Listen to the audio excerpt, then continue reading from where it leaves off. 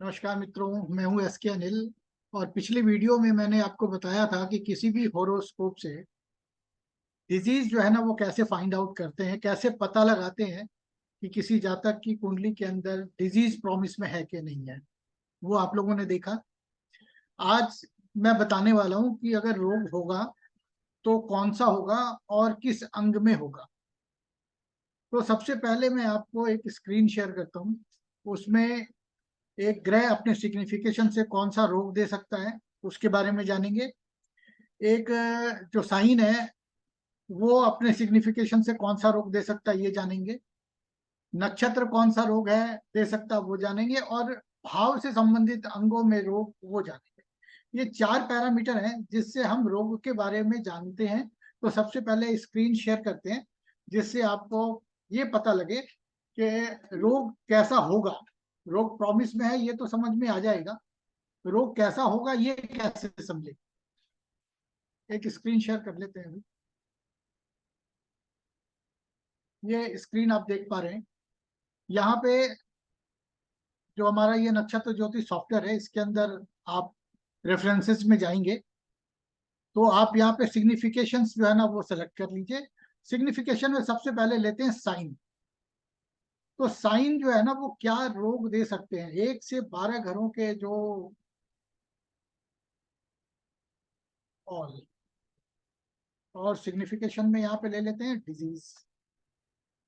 तो आप यहाँ पे देख पा रहे हैं कि अगर एरीज का कोई इन्वॉल्वमेंट होता है तो वो हेड इंजुरीज है ना, न्यूरलागिया, ऐसी बहुत सारी डिजीज आप देखते जाइए एक एक करके, क्योंकि इतना पढ़ूंगा आप समय निकलेगा। आप पॉज करके इस डिजीज को नोट कर सकते हैं। ठीक है, ये आप सारे जो राशियों से संबंधित जो डिजीज हैं वो आप यहाँ पे देख लीजिए। इसके बाद बात करते हैं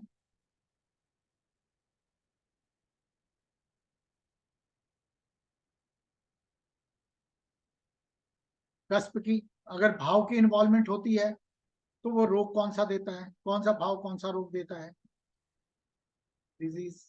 अब आप देखते चलिए, पहला भाव जो है वो क्या रोग दे रहा है, दूसरा क्या रोग दे रहा है। मैं आपको ये जल्दी जल्दी इसलिए दिखा रहा हूँ ताकि टाइम जो है ना वो ज्यादा ना वेस्ट हो।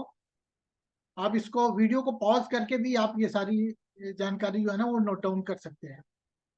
साइन देख लिया हमने, कष्ट देख लिया। रेफरेंसेस में जाते हैं। अब लेते हैं प्लैनेट। अगर ग्रह रोग दे रहा है तो वो रोग जो है वो कैसा होगा ये आप देख लीजिए। सन ने क्या देना है, मून ने क्या देना है, Mars, mercury, Jupiter, Saturn, Rahu and Ketu. ठीक है। और जो हमारा लास्ट है वो है नक्षत्र, कि अगर नक्षत्र की इन्वॉल्वमेंट हो रही है तो वो क्या दे रहा है रोग आपको।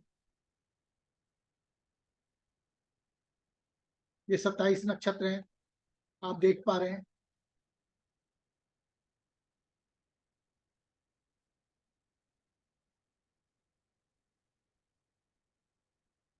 तो आपने देखा कि जो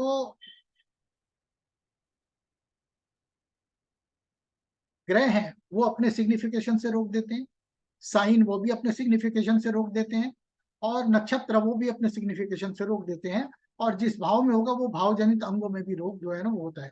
तो रोग जो देखिए, बेसिकली रोग के तीन प्रकृति हैं, कफ, वात और पित्त, स्काई। तो ये जो चीजें हैं ये अपने अपने स्वभाव से रोक देते हैं, लेकिन हमें इसमें इतना जाने की जरूरत नहीं है। रोग कैसा होगा वो बता देते हैं। तो अब आप बहुत सिंपल तरीके से समझिए कि यदि पहले भाव का जो सब लॉर्ड है वो अगर रोग वाले भाव में गया, जैसे पहले बताया था कि 6 8 12 में चला गया, तो जो सब लॉर्ड है वो जहां जहां भी जाएगा उस भाव के अंगों में रोग हो जाएगा। तो जो पहले घर का जो सब लॉर्ड है वो ग्रह कौन सा ग्रह है आप उसको देखिए, वो अपने नेचर से आपको रोग दे सकता है। पहले घर के अंदर जो साइन है को रूल कर रहा है, वो साइन क्या है वो मॉडिफाई करता है रोग को, उससे संबंधित रोग देखिए। अब एक छोटा सा एग्जांपल आपको बता रहे हैं कि मान लीजिए किसी को किडनी की प्रॉब्लम होने वाली है और सातवां घर कहीं इन्वॉल्व भी नहीं होता, तो किडनी की प्रॉब्लम तो हो नहीं सकती। अगर रोग बोलता है कि भाई आपका हेडेक है, ब्रेन ट्यूमर है, लेकिन पहला घर आता ही नहीं है, तो ब्रेन ट्यूमर तो सिर में होगा। तो आप ऐसे बाइफरकेट कर लीजिए। तो लगन के जो सब लॉर्ड की इन्वॉल्वमेंट अगर 6, 8, 12 में होती है तो वो गंभीर रोग देता है। 7 में, 3 या 9 में भी जाता है तो बोलता है ऑर्गन ट्रांसप्लांट हो सकता है ना। जो उसका सब लॉर्ड है वो उस भाव अंग में बोलता है। तो मान लो 3, 4 अंगों के बारे में सब लॉर्ड ने इंडिकेट किया, तो 6th हाउस का जो सब लॉर्ड है वो अगर अपने स्टार लॉर्ड के थ्रू इन कॉमन भावों में नहीं जाएगा तो रोग की संभावना कम रहेगी उस अंग में। जो कॉमन होगा वहां पे रोग की संभावना प्रबल होगी। और जिस भाव को वो रोग बोल रहा है, जैसे मान लो किडनी ही बोल रहा है, तो 7th हाउस का सब लॉर्ड भी देखिए। एक चैनलाइज कर देता हूँ इसको, पहले भाव के सब लॉर्ड का स्टार लॉर्ड 6, 8, 12 में जाता है और उसका सब लॉर्ड 7 में कमिट हो जाता है। 7 क्या है? आपका किडनी हो गया।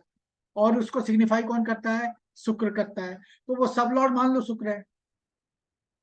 या पहले घर के सब लॉर्ड का सब लॉर्ड वो 7 में गया और वो शुक्र है, तो वो किडनी को बहुत प्रबलता से सिग्निफाई कर देता है। फिर छठे भाव का जो सब लॉर्ड है वो अगर 7 में चला जाए और अपने सब लॉर्ड के द्वारा जो है वो 7 से फेवरेबल यानी कि जो रोग वाले भाव है उनमें जाए, 6, 8, 12। फिर 7वें भाव का जो सब लॉर्ड है वो अगर एक को इन्वॉल्व करके 6, 8, 12 में, या 6, 8, 12 को इन्वॉल्व करके एक में, ऐसे भावों में अगर चला जाता है तो हम क्या बोलेंगे कि किडनी की संभावना होगी। तो आपको रोग कैसे देखना है? जिस भी ग्रह के द्वारा रोग दिया जा रहा है, जो राशि, अब सब लॉर्ड जो है ना वो जिस भाव में होता है, प्रथम भाव का सब लॉर्ड जिस भाव में होगा, क्रसबल पोजीशन में, उस भाव के अंदर जो साइन होंगे वो भी मॉडिफाई करके आपको रोग को बताएंगे। तो आपको 2, 3 चीजें बहुत ध्यान से समझनी है कि पहला, ग्रह जो रोग दे रहा है वो अपना सिग्निफिकेशन से रोग देता है। वो नक्षत्र जो स्टार लॉर्ड है, स्टार है, वो अपने सिग्निफिकेशन से रोक देगा। जो आपका साइन है वो अपने सिग्निफिकेशन से रोक देगा, वो मॉडिफाई करता है। जैसे मान लो पहले घर का सब लॉर्ड जो है वो मार्स है और वो साइन में बैठ गया एरीज के, तो मार्स और एरीज मिल करके उस रोग को मॉडिफाई करेंगे, है ना। तो आपको सिग्निफिकेशंस मैंने दिखा दी। रोग कैसे होता है ये आपको पिछले एपिसोड में बता चुका हूँ, मैं पिछली वीडियो में बता चुका हूँ। और रोग को कैसे पकड़ते हैं ये मैं अभी बता रहा हूँ आपको। तो 4 पैरामीटर हैं: रोग देने वाला ग्रह, और वो साइन जिसपे वो बैठा है, वो जो आपका नक्षत्र वो, और जो आपका जो सब लॉर्ड है वो जिस साइन में बैठा होता है, वहां से रोग को मॉडिफाई करके फाइंड आउट करते हैं। तो कोई भी प्लेनेट रोग दे सकता है। जैसे मान लो मंगल और सूर्य है, वो पहले भाव के को रूलिंग है, 7वें के को रूलिंग है, या 11वें के को रूलिंग है, और फिर वो 6 को इन्वॉल्व करके एक में, या एक को इन्वॉल्व करके 6 में जाते हैं, तो क्या होगा? जो मार्स और सैटर्न का, मार्स और सन का जो सिग्निफिकेशन है उससे संबंधित रोग जो हो जाएंगे, है ना। तो आप कैसे समझेंगे कि जैसे सन है वो बीमारी, ताप का कारक है, मार्स जो है वो एक्यूट पेन का कारक है। तो आप इस प्रकार से देखिए, सिग्निफिकेशंस को जो है वो आप याद करिए, बार बार प्रयास कीजिए। अभी के लिए इतना ही, शुक्रिया, धन्यवाद।